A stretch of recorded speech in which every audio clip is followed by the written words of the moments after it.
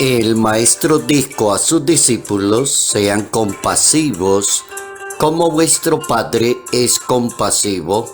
No juzguen y no serán juzgados. No condenen y no serán condenados. Perdonen y serán perdonados. Dad y se os dará.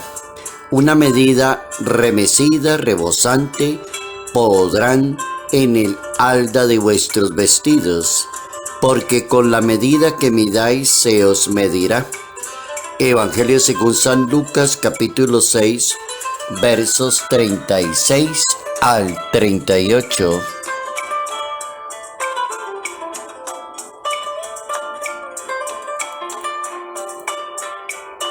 La misericordia de Dios no tiene límites. Notas amables a la palabra de Dios, lunes 6 de marzo, año 2023.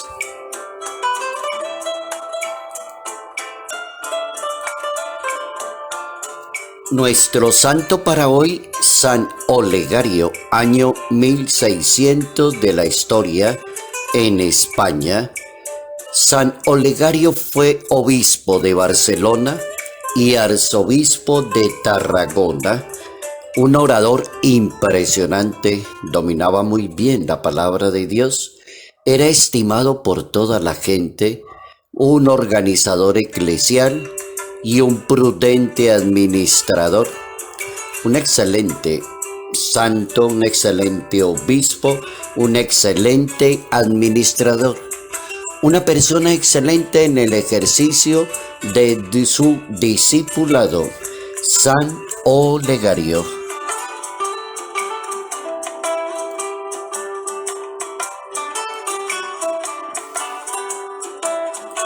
La misericordia de Dios no tiene límites.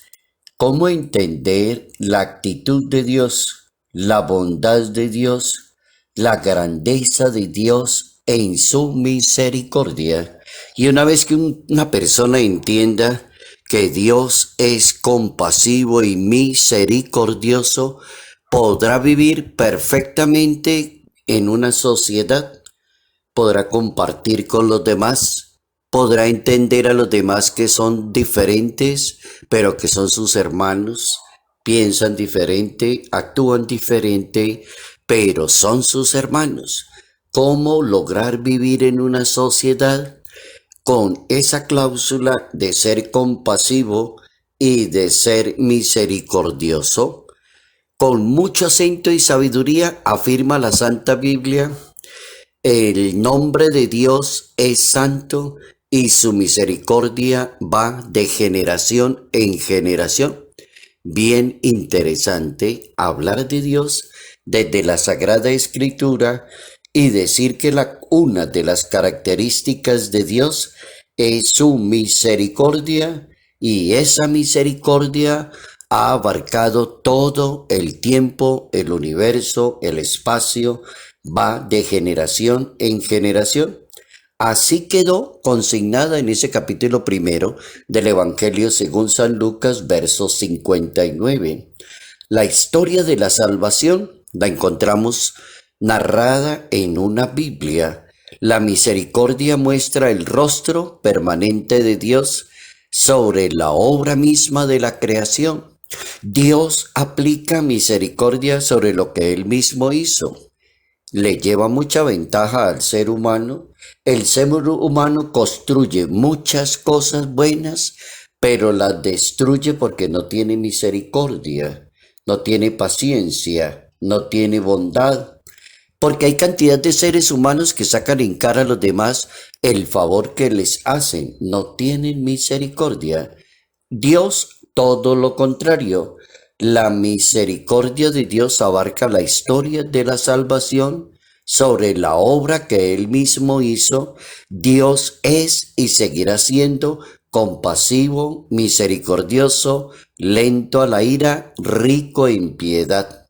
La misericordia va dando otras generaciones de actitudes que son muy bienvenidas para las personas, para los grupos, para la iglesia, para todos los que creemos en Dios. La misericordia de Dios es sobresaliente en todos los acontecimientos narrados por la Biblia. Siempre la Biblia va a narrar Dios tuvo misericordia. Siempre la Biblia le va a contar a uno, le insistieron y Dios tuvo misericordia. Le dijeron y le explicaron y Dios dijo, voy a tener misericordia.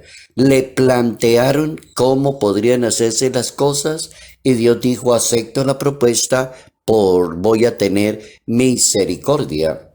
Isabel, por ejemplo, contempla la bondad y la misericordia de Dios. Al igual que sus vecinos, ante el nacimiento de su hijo, comparten la misericordia, como que todo el vecindario donde vivía Isabel y Zacarías se dieron cuenta de la bondad y de la misericordia que había tenido Dios con esta querida familia. Todos los vecinos se acercaban para contemplar la bondad y la misericordia que Dios había tenido. El cristianismo se vive en su plenitud y se logra cuando existe una unidad entre lo que se dice y lo que se hace. Esa concordancia es bien complicadita en la vida práctica. Entre lo que se dice y lo que se hace, ha habido una ventaja. Hay cantidad de personas que dicen muchas cosas, pero nunca las cumplen. Hay cantidad de personas que dicen, pero hacen todo lo contrario. Hay cantidad de personas que amenazan, pero se detienen a tiempo. Hay toda una variedad de actitudes, una variedad entre lo que se hace y lo que se dice. Ahí está como el punto. El cristianismo logra la unidad entre lo que la persona dice y lo que la persona hace. Afirmaba un profeta del siglo VIII en la Santa Biblia, lo que creemos con la misericordia que practiquemos con los demás. ¿Y cuál es la misericordia que debemos practicar con los demás según el profeta en la Biblia? Si partes el pan con el hambriento, si ofreces el techo a un desamparado, si le das ropa al quien está desnudo, brillará tu luz como el amanecer. Capítulo 58 de la profecía de Isaías. Esa es la misericordia.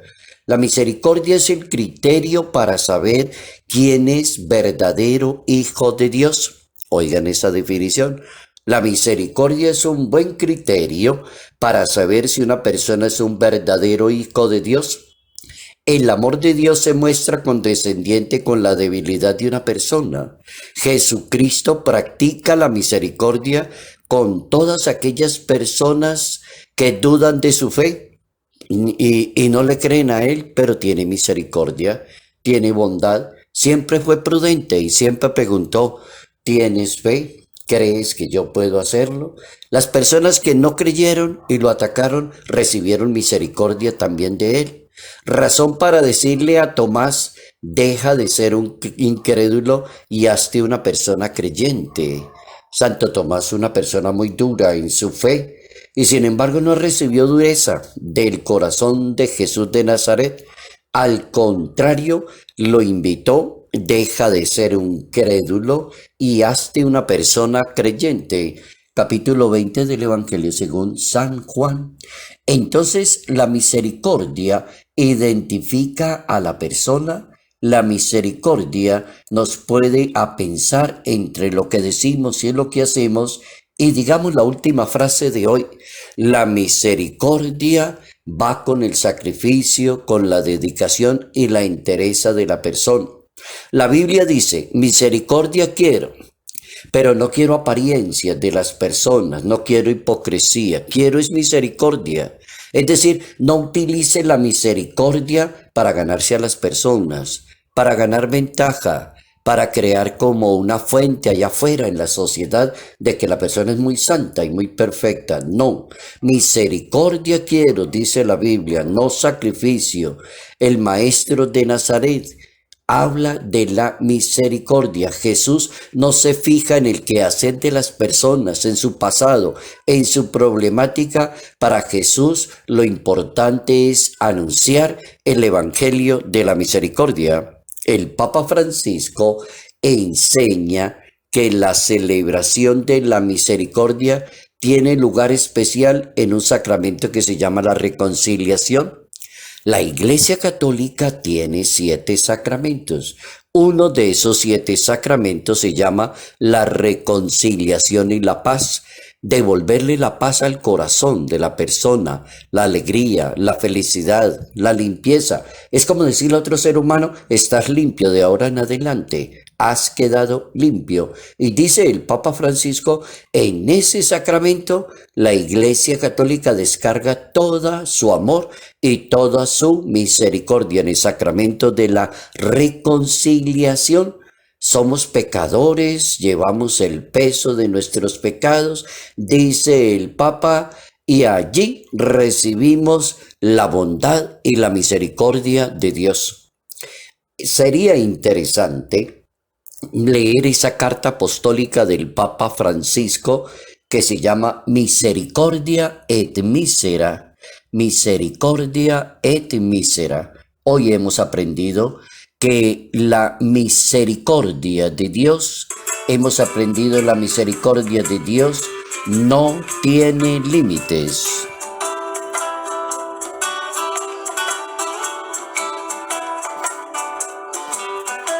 Salud, paz y bendición, bendición en el nombre del Padre, del Hijo y del Espíritu Santo.